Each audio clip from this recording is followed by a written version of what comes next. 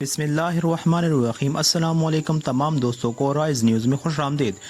دوستو ویڈیو شروع کرنے سے پہلے اگر آپ لوگوں نے ہمارے چینل رائز نیوز کو سبسکرائب نہیں کیا تو جلدی سے سبسکرائب کریں اور ساتھ ہی بیل کا آئیکن بھی دبائیں تاکہ ہر نئی آنے والے ویڈیو اور اپڈیٹ آپ لوگوں کو مل سکے۔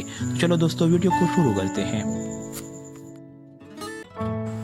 ہماری فوج جدید جنگ کے لیے ناکارہ، پاکستان کو پیپلز لبریشن آرمی کے سپورٹ، روس اور چین کا دباؤ مودی کے لیے ناقابل برداشت ہونے والا ہے۔ سابق بھارتی فوجی افسر نے بھارت کا چہرہ دکھا دیا۔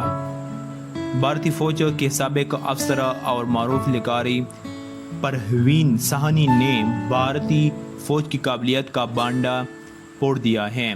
پروین سہنی کا کہنا ہے کہ بھارتی فوج دور جدید کی جنگ کے لیے ناکارہ ہو چکی ہے۔ پاکستانی فوج کو پیپلز لبریشن آرمی کی سپورٹ حاصل ہے۔ روس اور چین کا مودی پر مسئلہ کشمیر کے حل کے لیے شدید دباؤ ہے اور ان قریب یہ دباؤ ناقابل برداشت حد تک بڑھ جائے گا۔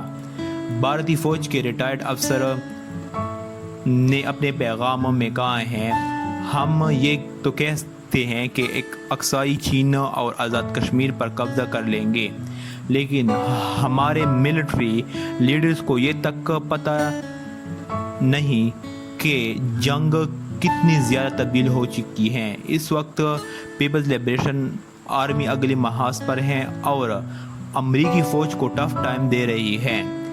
اس کے ساتھ چینی فوج پاک فوجوں کو بھی مضبوط کر رہی ہے، کیونکہ صدر شی جن پنگ ہر قیمت پر سی پیک کی حفاظت کریں گے۔